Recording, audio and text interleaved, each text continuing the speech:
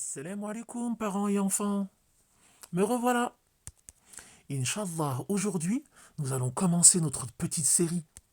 Et pour bien comprendre, il est évident qu'il faut que l'on sache qui sont les compagnons.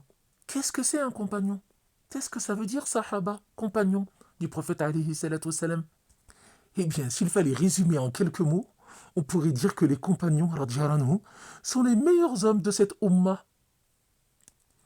Ce sont nos modèles, nos super-héros. Mais eux, ils ne s'appellent pas Superman, ils ne s'appellent pas Batman, mais Sahaba, radiyallahu anhum. Nous, en tant que musulmans, nous les aimons tous sans exception. Et on doit tenter de les suivre et de leur ressembler le plus possible. Et vous savez pourquoi? Sûrement pas parce que la chaîne Ramadan Gagnant vous le dit, ni même pour faire joli ou monter un fan club. Non, loin de là. Figurez-vous que c'est bien plus important, bien plus louable, bien plus intéressant pour nous. Parce qu'en fait, c'est pour qu'Allah nous aime. Et oui, rien que ça, Allah subhanahu wa ta'ala. Mais pourquoi je vous dis ça?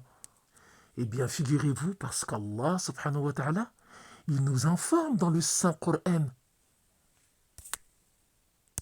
Il nous informe donc que lui-même aime les compagnons.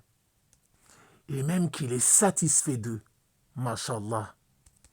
Si vous jetez un œil dans votre mushaf, vous pourrez lire à la sourate Tawbah au verset 100.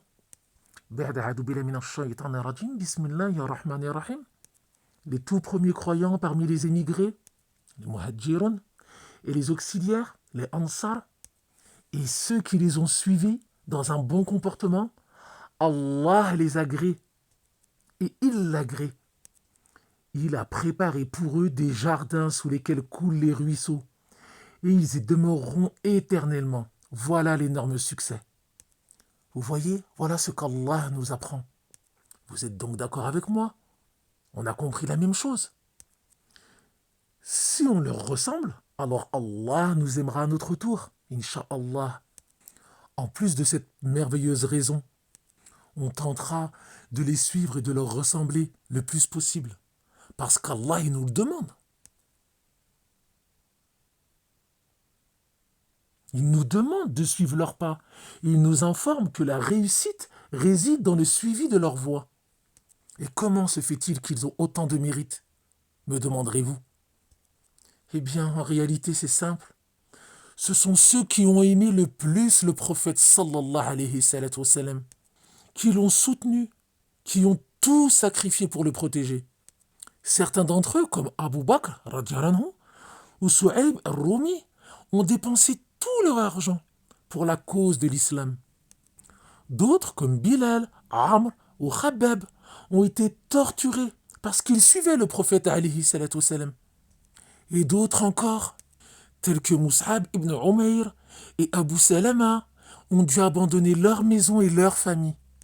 Et ce n'est pas tout. Les Sahaba radiyallahu anhum, les fameux compagnons, nos super-héros, il ne faut pas oublier, ils ont vécu la révélation et ils ont appris l'islam directement de qui?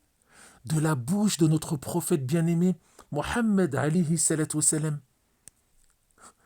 Donc, ce sont les plus savants, ceux qui ont le mieux compris la religion, donc ceux qui craignent le plus Allah et ceux qui ont les meilleurs comportements.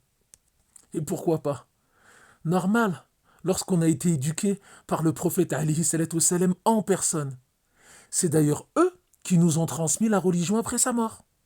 Ça y est, vous commencez à comprendre pourquoi on peut les appeler les super-héros, pourquoi ils ont tant de mérite et pourquoi il est vraiment important qu'on les connaisse. Parce que sans les connaître, comment voulez-vous qu'on puisse les suivre? Alors ensemble, bi'idhnillah, on va tenter de découvrir certains de ces super-héros pour les aimer et les suivre du mieux possible. Et vous verrez que, mashallah, leurs histoires sont exceptionnelles. Et contrairement à celles des héros imaginaires, celles-ci sont réelles. Des vrais super-héros.